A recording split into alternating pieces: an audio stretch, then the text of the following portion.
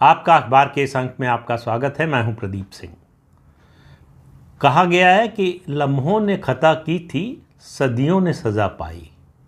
ये जो अभी मतदान हुआ है पहले चरण का लोकसभा चुनाव का, या कोई भी चुनाव हो, उसमें जो मतदान होता है उसमें जो घर बैठ जाते हैं, आराम फरमाते हैं, छुट्टी मनाते हैं, मतदान के लिए नहीं जाते हैं, वोट देने के लिए नहीं जाते हैं, वो अपने राष्ट्रीय कर्तव्य से विमुख हैं ऐसे लोग। और ऐसे लोगों को अंदाज़ा भी नहीं होता कि वो जो कर रहे हैं उसकी सज़ा कई पीढ़ियों को मिलेगी। आप जिस सरकार को चुनना चाहते हैं, जिस पार्टी को वोट देना चाहते हैं, जिस नेता को वोट देना चाहते हैं, अगर आप वोट देने के लिए नहीं निकलते, वो किसी पार्टी का हो कि कोई नेता हो, आपकी पसंद का जो नेता है, अगर आप उसको वोट देने के लिए नहीं निकलते हैं तो ये गलती नहीं है आपकी, ये आपका अपराध है। और इसका कहीं ना कहीं जो है ये व्यवस्था होनी चाहिए संविधान में, कानून में, कि ऐसे लोगों को इस अपराध की सज़ा मिले। अब बहस हो रही है कि जो कम मतदान हुआ वो किसके पक्ष में गया, किसके खिलाफ हो गया, इससे कोई मतलब नहीं है।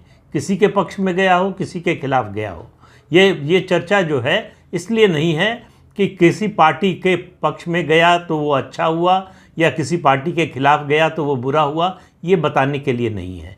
बात ये है कि मतदान में हिस्सा न लेने का नतीजा क्या होता है, उसको मैं एक किस्से के साथ, एक फैक्चुअल कहानी के जरिए, घटना के जरिए आपको बताना चाहता हूँ कि आप समझिए कि जो है वो गलती जो कुछ लोगों ने की थी उसकी सज़ा कितने लोगों ने भुगती और कैसे भुगती।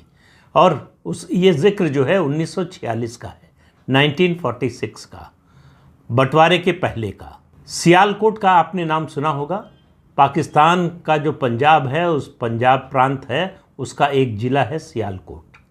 लाहौर से उसकी दूरी है 135 किलोमीटर और जम्मू से सिर्फ 42 किलोमीटर।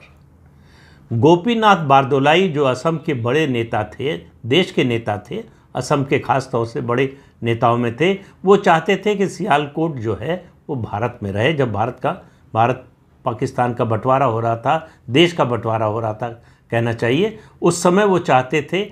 वो सियालकोट उस समय हिंदू बहुल या हिंदू बहुसंख्यक जनसंख्या वाला इलाका था। फिर भी तय हुआ कि इसका फैसला जनमत संग्रह से होगा। जनमत संग्रह की तारीख तय हो गई, वोट का तरीका तय हो गया और तारीख और जो है समय तय हो गया। जब मतदान शुरू हुआ तो मुसलमान सुबह से उठकर लाइन में लग गए और सबसे पहले वोट देकर आए।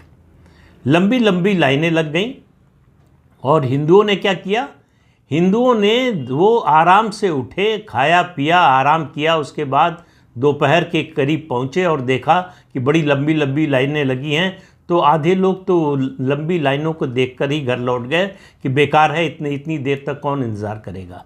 फिर कुछ लोग थे जो लाइनों को देखते रहे, इस इंतज़ार में थोड़ी देर खड़े रहे कि शायद ये लाइन छोटी हो जाए, शायद कम हो जाए, जल्दी वोट देने का मौका आ जाए तो वोट देकर जाएंगे। लेकिन वो भी थोड़ी देर बाद थक गए, या कहिए उनको अपने आराम की याद आ गई, वो भी लाइनें छोड़कर जो है या लाइन में शामिल हुए बिना वो घर लौट गए, वोट नहीं दिया। इस जनमत संग्रह का नतीजा ये आया कि 55,000 मतों से ये प्रस्ताव पास हुआ कि सियालकोट को पाकिस्तान में शामिल किया जाए। सियालकोट भारत में शामिल होते होते पाकिस्तान में चला गया। मालूम है क्यों? 1 लाख हिंदुओं ने वोट नहीं किया। उस समय सियालकोट में हिंदुओं की कुल आबादी थी 2,31,000, 2,31,000।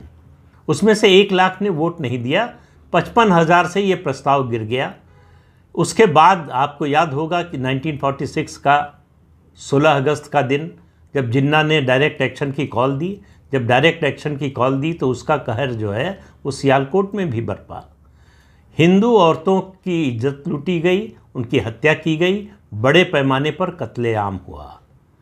और जो लोग आराम करने के लिए घर गए थे वो हमेशा के लिए आराम की नींद सुला दिए गए।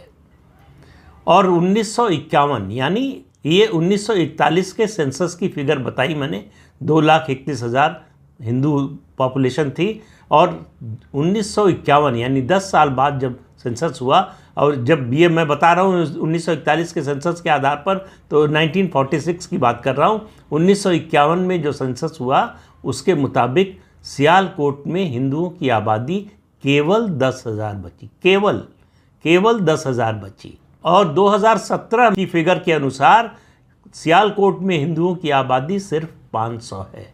आज पता नहीं एक भी हिंदू वहाँ है या नहीं है।